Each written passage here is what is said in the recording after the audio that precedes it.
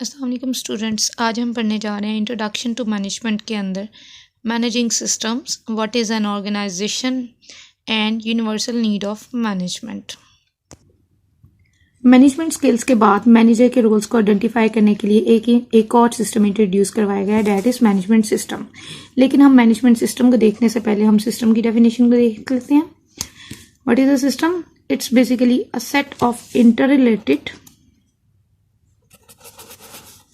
and its interdependent parts arranged in a manner that produce a unified whole। यानी कि system एक ऐसा सिलसिला है कि जो कनेक्टेड होते हैं पार्ट्स। जैसे अगर हम मैन्युफैक्चरिंग फर्म की बात करते हैं तो सबसे पहले जो है मैन्युफैक्चरिंग में कोई भी चीज़ है वो मैन्युफैक्चर होगी, उसके बाद उसकी पैकेजिंग होगी, असेंबलिंग होगी, देन पैकेजिंग होगी। तो ये सब चीज़ें एक दूसरे से जुड़ी हुई हैं, इंटर रिलेट कर रही हैं और एक इंटरडिपेंडेंट है कि पैकेजिंग वाले तब तक पैकेज नहीं कर सकते हैं जब तक उनके पास कोई भी प्रोडक्ट रेडी होके नहीं आती और अल्टीमेटली हमारे पास एक आ जाती है, just like the marker I am having in my hand. तो ये एक सिस्टम होता है। अगर हम सिस्टम की बात करें तो सिस्टम दो तरह का होता है। Number one is close system. System की दो टाइप्स में से जो पहली टाइप है that is close system and another one is open system. Close system क्या होता है? That are not influenced by और do not interact with the environment. यानी कि क्लोज सिस्टम का अपने एनवायरमेंट्स के साथ कोई भी ताल्लुक नहीं होता है। Open system, system that are dynamically interact with their environment. ये एक ऐसा सिस्टम है जो कि हमेशा से ही अपने एनवायरमेंट के साथ इंटरेक्ट करता है। और अगर हम मैनेजमेंट की बात करें तो मैनेजमेंट में हमेशा जो है वो ओपन सिस्टम की ही बात की जाती है, क्लोज सिस्टम की बात नहीं की जाती। क्योंकि अगर हम देखें तो मैनेजमेंट लोगों की जाती है, तो लोग हमेशा जो है वो एनवायरमेंट से ही लिए जाते हैं, ह्यूमन रिसोर्स एनवायरमेंट से लिया जाता है। तो इसीलिए मैनेजमेंट में हमेशा जो है वो ओपन सिस्टम की बात की जाएगी, कभी भी क्लोज सिस्टम की बात नहीं की जाएगी। इसके बाद अगर हम सिस्टम की एग्जांपल की बात करें तो सिस्टम के अंदर सबसे पहले इनपुट होती है, then is transformation and output. और अगर हम इनपुट की बात करते हैं तो इनपुट के अंदर raw material, human resource, capital, technology, information, ये सब कुछ हमें हमारे एनवायरनमेंट से मिलता है। और इसके बाद इसकी ट्रांसफॉर्मेशन की जाती है। एम्प्लॉयज़ वर्क एक्टिविटीज़ होती हैं, मैनेजमेंट की एक्टिविटीज़ होती हैं, टेक्नोलॉजी और ऑपरेशन किए जाते हैं। और उसके बाद जो भी हमारी आउटपुट आती है, product and services, financial results, information और ह्यूमन रिसोर्स, इसे वापस एनवायरनमेंट को दे दिया जाता है। तो इसी तरह से हमारा एनवायरनमेंट के साथ कनेक्शन है। और हमें क्या करते हैं कि हम जो हैं अपने इनपुट से फीडबैक लेते हैं अपनी आउटपुट के लिए। हम अपने एनवायरनमेंट से फीडबैक लेते हैं ताकि हम अपने मैनेजमेंट सिस्टम को बेहतर कर सकें। तो इसलिए जब भी हम बात करते हैं मैनेजमेंट में सिस्टम की तो वहाँ पे हमेशा से ओपन सिस्टम को यूज़ किया जाता है। तो मैनेजमेंट के अंदर सिस्टम कुछ ऐसा होता है। इंट्रोडक्शन टू मैनेजमेंट के अंदर ऑर्गेनाइजेशन का टॉपिक। सो सबसे पहले क्वेश्चन जो आता है ऑर्गेनाइजेशन से related that is what is an organization. कि ऑर्गेनाइजेशन एक्चुअली में होती क्या है। तो इसके लिए सबसे पहले हम ऑर्गेनाइजेशन की डेफिनेशन देख लेते हैं। A deliberate arrangement of people to accomplish some specific purpose. यानी कि ऑर्गेनाइजेशन एक ऐसे लोगों का इकट्ठा होना है कि जो मिलके एक ही मुश्तरका गोल के लिए काम करते हैं। आप देखें कि इसमें क्या है, पीपल, पर्पस, यानी कि कुछ लोग हैं जो मिलते हैं और मिलके एक मोटिव के लिए, एक पर्पस के लिए, एक गोल के लिए काम करना शुरू कर देते हैं। तो अगर हम ऑर्गेनाइजेशन की खूबियों की बात करें, करैक्टरिस्टिक की हम बात करें तो हमें इसकी डेफिनेशन के अंदर 3 करैक्टरिस्टिक्स नजर आती हैं। सबसे पहली बात यह कि इनके पास एक क्लियर कट पर्पस होता है।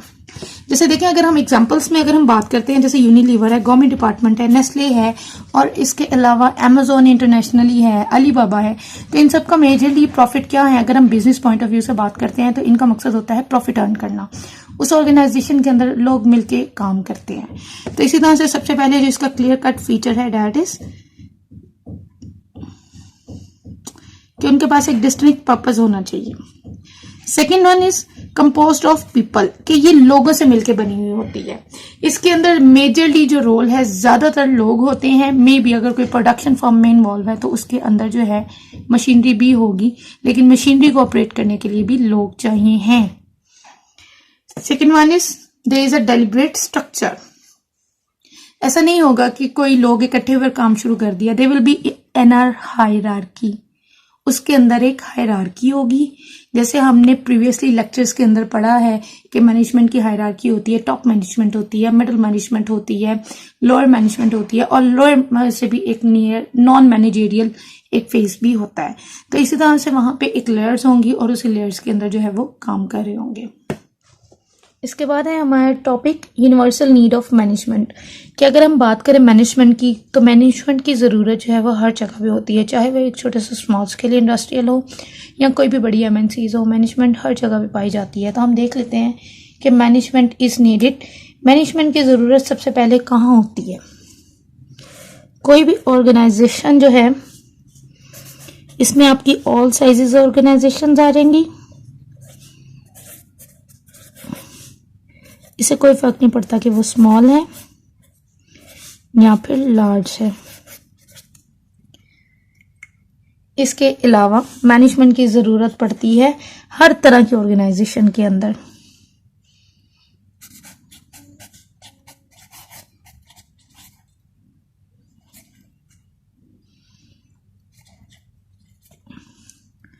मैनेजमेंट की ऑर्गेनाइजेशन हर तरह में पड़ती है, कोई फर्क नहीं पड़ता वो प्रॉफिट अर्न करती है या फिर नॉन प्रॉफिट है। वहाँ पे ऑर्गेनाइजेशन में लोग ज़रूर इकट्ठे हुए होंगे जिनका मकसद ये है कि एक एनजीओ में काम करना या किसी बिजनेस फर्म के अंदर काम करना। इसके अलावा मैनेजमेंट की और ज़रूरत कहाँ पड़ती है? तमाम हायरार्कीज में, उस टॉप टू बॉटम लेवल के अंदर, ऑल ऑर्गेनाइजेशनल लेवल पे।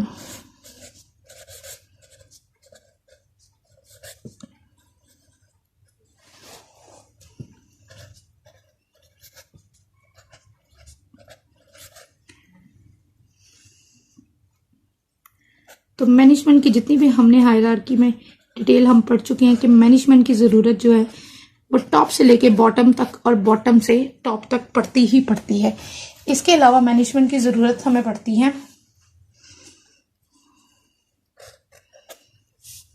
All organisational areas.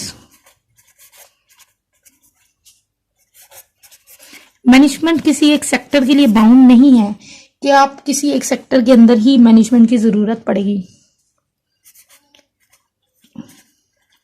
अगर हम इसमें बात करें तो मैनेजमेंट की ज़रूरत मैन्युफैक्चरिंग में भी पड़ती है,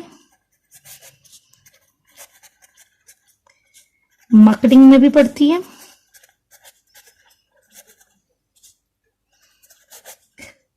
HRM,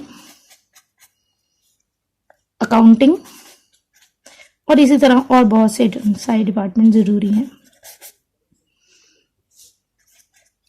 तो इस तरह से आपको स्टूडेंट समझ में आ गया होगा कि मैनेजमेंट की ज़रूरत जो है वो हर तरह के साइज, ठीक है, उसके एरियाज, मैनेजमेंट के लेवल्स और मैनेजमेंट की टाइप्स, हर जगह के अंदर मैनेजमेंट की ज़रूरत पड़ती है। कोई फ़र्क नहीं है, इससे कोई डिस्टिंक्शन नहीं है कि वो प्रॉफिट है, नॉन प्रॉफिट है, मैन्युफैक्चरिंग है, सर्विसेज है, तो वहाँ पे भी मैनेजमेंट ज़रूर रिक्वायर होगी।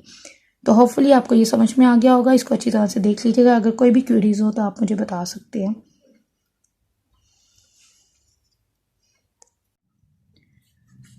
लास्ट में हम देख लेते हैं कि ओवरव्यू ऑफ चैप्टर ले लेते हैं कि हमने इसमें क्या पढ़ा।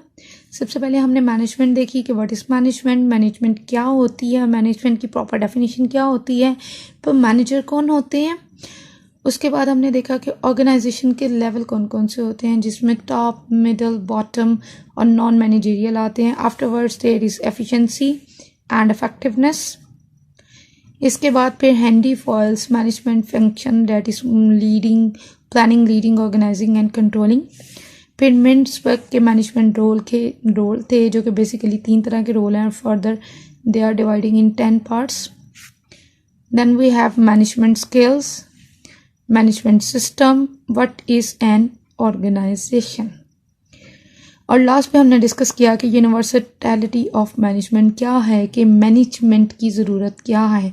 होप आपको इस पूरे चैप्टर के अंदर ये समझ में आ गया होगा कि मैनेजमेंट बेसिकली है क्या। कोई भी ऐसी ऑर्गेनाइजेशन ऐसी नहीं है दुनिया में जो कि मैनेजमेंट के बगैर सर्वाइवल कर रही हो। मैनेजमेंट बेसिकली ऑर्गेनाइजेशन के सर्वाइवल के लिए ही बहुत ज़रूरी है, क्योंकि इसमें मल्टीपल रिसोर्सेज इन्वॉल्व होते हैं। सबसे बढ़ के ह्यूमन रिसोर्स इन्वॉल्व होता है, हर एक की थिंकिंग अलग होती है और उनको एक पैटर्नाइज करना बहुत ज़रूरी होता है। तो ये था मैनेजमेंट का पहला chapter, introduction to management and the organizations. Thank you very much.